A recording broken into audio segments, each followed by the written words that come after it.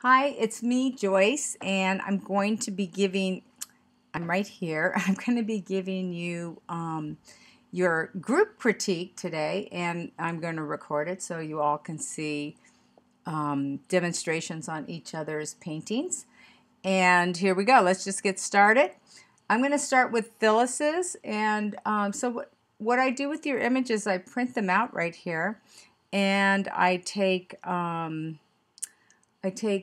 I take time to sit down and I do a little sketching right here on the critique to note what I'd like to say when I get the whole shebang set up. Okay, so you can see this is my demo piece here, and what I did was I tried to incorporate some of the same brush strokes that Phyllis has over here so I can show how to correct them. And sometimes I paint right back on the paper here. Okay, so I want to say that first and foremost, the fact that you've got your white flowers in and you've got the red poppies in and you've got the center here working for you, that's very good. You have a variety of, you have your lightest and you have some of your darkest over here, but we have to make it move about. So up here, we're going to add a little bit more darks here, some more medium values, and I'm going to show you how to glaze over this so your eye doesn't go directly there, because when you have two darks here and here, the eye will go directly to these shapes. So you have to sprinkle them about, throughout your painting. Okay. Now, if you look up here, I just made some darker markings in this area. And all you have to do, Phyllis, is come in. You can take, I'm going to show you my palette really quick. Okay, so here's my palette. And what I do is, it doesn't matter what kind of palette you have. I use different kinds. This one happened to be the clean one, so I use this one. So I put out a bunch of different, a variety of colors that I see in the poppy. Okay, now you can have your darkest red, you can have your fire engine red, whatever reds you want. It's okay. You don't have to follow my palette completely. You can have a deeper, an orange red, orange, and then yellow. And of course your darkest red, which you can put up here. There you go. Let me go over here. I've got a little bit more permanent alizarin crimson over here. And there we go. A little bit more. So that's how I like to paint, is having all my colors ready to go instead of stopping and mixing and then having to go back and place them. So there's a variety of colors going through my poppy. Okay, so we have these dark marks here that we have to kind of blend in. And there's a couple different ways of going about it. You could take a glaze of permanent alizarin crimson, and boy, you can almost see that on camera too. That would be really cool if I could get that to happen. Right here. So look, I'm just going to take a little bit of a glaze, and let's just glaze over this, okay? Let's glaze over this as if we're trying to find that movement within the poppy here. Okay, now I'm going to take a little bit of a darker value here, and I'm just going to let it bleed right on in. Okay, now it no longer looks like spots. It has more of the flavor of the poppy that is actually making the crinkles of these petals. Okay. Okay. Now, with that being said, I would more than likely continue on moving along, and you can go from your your warm red, or I'm sorry, your orange red. They're all warm, right? Except for the darkest one. It's a little on the cooler side. And then you can soften an edge, and then you can pull it this way. Okay, and then you can pull it on up. Now, that looks like that's going to be the darkest of all the petals, but you can still keep moving around. And I'm going to drop a little bit more darks in there and move that. Okay, then I'm going to take this dark red and I'm going to apply it here, and you can apply it up here, and you can make that let's make that disappear a little bit. Yeah, so we just don't want the eye to be drawn to one area of this of the poppy.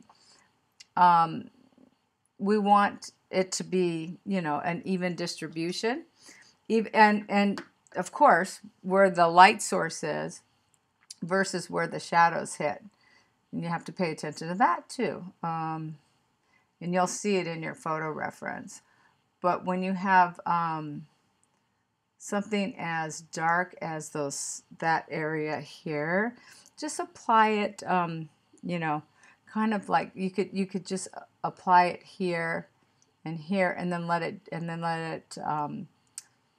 you know, go lighter as it goes towards the light source.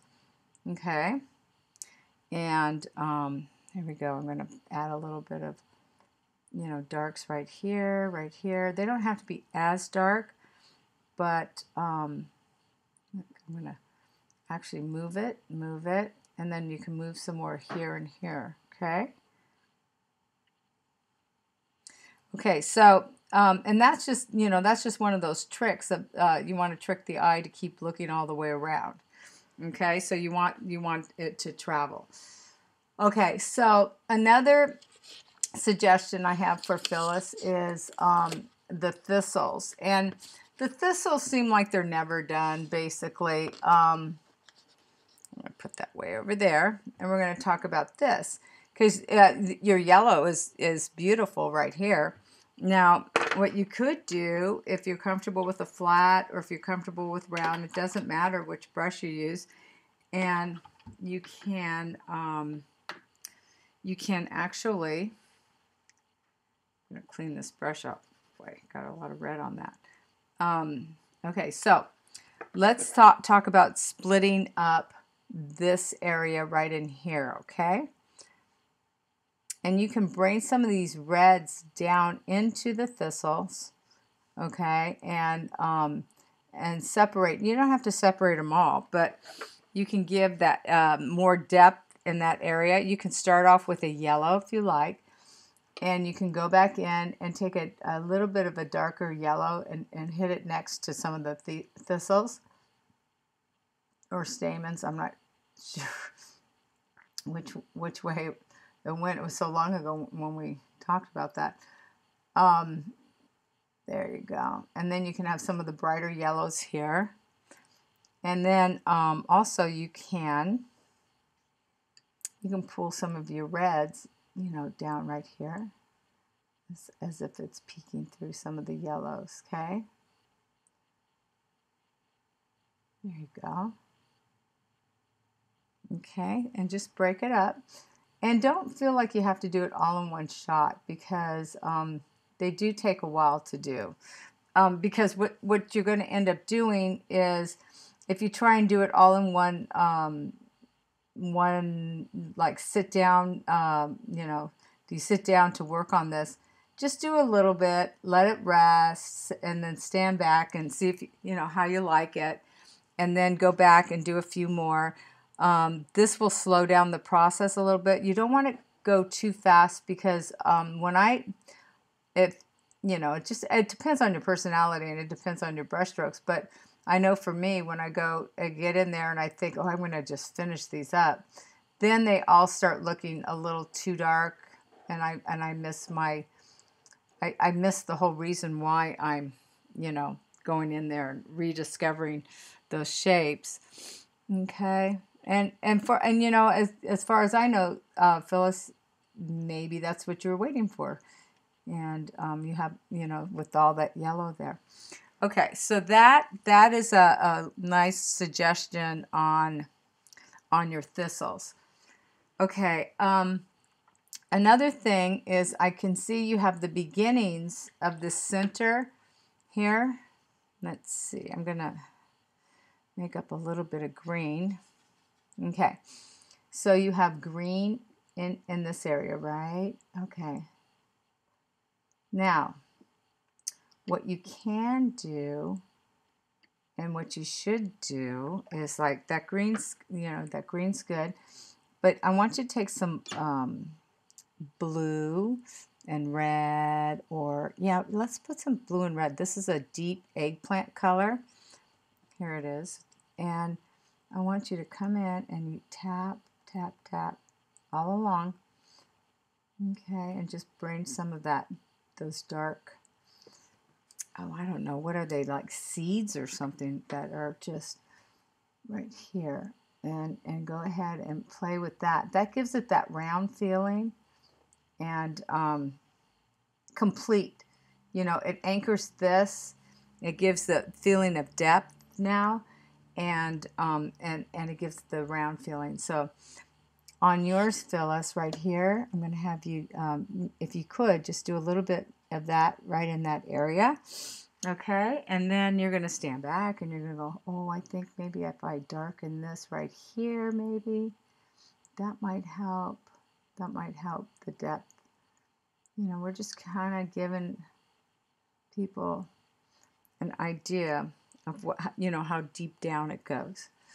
Okay. So if you could do that here and up here, that would be great. Don't worry about the white flowers just yet. We'll talk about those later because your white flowers are looking good. Because I'm going to critique the white flowers on, I think Alyssa and or Elaine. I'll show you how to finish those off on the next critique with, when I switch over to, I think I'm going to do Alyssa's next, okay? Alrighty. So, very good, Phyllis. I really enjoy this orange and the pinks and the deep reds. So, just play with them and incorporate them a little bit more, and you'll be really happy with that. Okay, for Alyssa, here we go, right here. Alyssa, your piece is it's coming along beautifully. This looks really nice, and I like the blue, the shadow colors that you have going on inside there. Now, again, we're going to talk about you're almost there. You have a lot of these movements going in this way. They're chunks, but you want to put a unifying glaze over those so it has more of a feeling that it's one whole petal instead of slivers, okay? So here we go. Now you can take any color you like. If you want to go with the pinks or if you want to go with the more of the, the orange, it's up to you. And you can take a glaze. And I want you to take a glaze and just kind of glaze over it. Okay, and we're going to unify this one petal right here. So you're going to glaze over. Now my glaze is really a little bit too dark, but I have to do that so you guys can see. I want it to pop forward on the camera. So you don't have to glaze the whole thing. You can have your highlights there. And then you can just go ahead and paint that in. Okay, and then glaze over it in the direction of the petal, that it's moving. And then let it dry. And you have some beautiful highlights. You might not want to paint over that.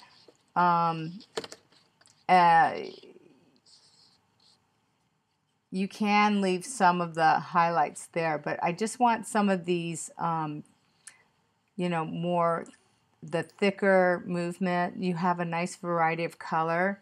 So just unify it all, and then you take a little bit of pink, permanent rose, or something really very, very light. and just glaze, glaze. See that? You can just glaze over the whole thing. Okay, this is hard because I've got my painting directly up, you know, standing straight up and down. Okay, so that's something, you know, we all can think about and look at and double check and glaze at the very end. Okay, and while that glaze is wet, if you choose to enhance a little bit more around the thistles, this is another technique that I would suggest. This could be for Phyllis as well and Elaine. So this for all of us. So while it's wet, you can drop some more color in right next to that thistle, and that kind of enhances it. And it's not just a line; it's you know, it's a little bit more incorporated from the petal. And also, when you put your glaze down, you can go back in with a few lines while it's still wet and just play those up. Okay. Okay. So let's talk about the white poppy, and I'm going to bring this other board in because it hasn't been as overworked as this one. These are my demo pieces, and I keep playing with them a lot. So here's another demo piece, and we're going to talk about the white flower. Now, I don't know, it looks like everyone's at the same stage with these white flowers. They just have, you have a little bit of gray in there. Now I want you to play with your color that you can put on a white poppy, and it can be picking up some of the reds, and you can actually put some blues in there, you know, the portion that's in the shadow right there. Okay. And then I'm going to come over here and add, you know, that was a little bit of pink, and you could go back in with a little bit of blue if you want, and just let it play out. There you go. So it's just not gray, because see, here's down here I have a lot of gray right there, and you can actually, you know, this is where you can, let's see, I'm going to mix up maybe a little bit of a purple with the, you know, take my blue and red, and you know, if you want to just drop that in, and then you can soften it with a damp brush if you like, or you can leave it just like so. So there's a little bit more purple in there. It's a cooler shadow. Okay, and you just follow the direction. Now this section right here of the poppy is always, it's always a challenge to get the highlight and then the shadows. And here we go. I'm going to make sure this is a little bit darker against that edge, because this folds forward. There you go.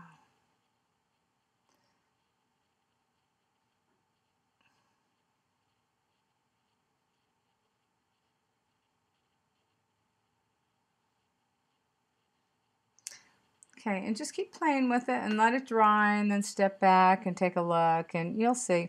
Don't try and do too much with the white flower all at once.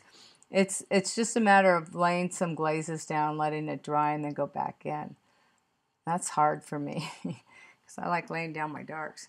Okay, then we'll let it dry, and then we'll come back to this throughout the week, or when your next critique happens. Okay. So, Alyssa, so we know to, you know, if you have too many shapes, to glaze over them. You know, I'm going to put a little bit of orange right there. Oops. See, I can just glaze and glaze and glaze. Do you see that? And the more values you have within your petals, the better off you are. If you only have one or two or three values, it just, the contrast of those of the dark to light just won't read right. So you need gosh, at least 5, 6, 7 within the petals. Okay. And also, Alyssa, I like the way you changed, you know, I noticed you changed your reds from a, you know, a pinker red to a really dark eggplant red. So that's nice. You know, that's really good. And so you're way ahead of the game there. And, you know, all you have to do is glaze, glaze, glaze. And you don't even have to glaze the whole petal at once, but you can go ahead and drop this in over, over, over, like so. And again, while it's wet, you can go in and drop some reds in and just let it just play along. And that gives you more values and more, yeah. Okay. Now, last but not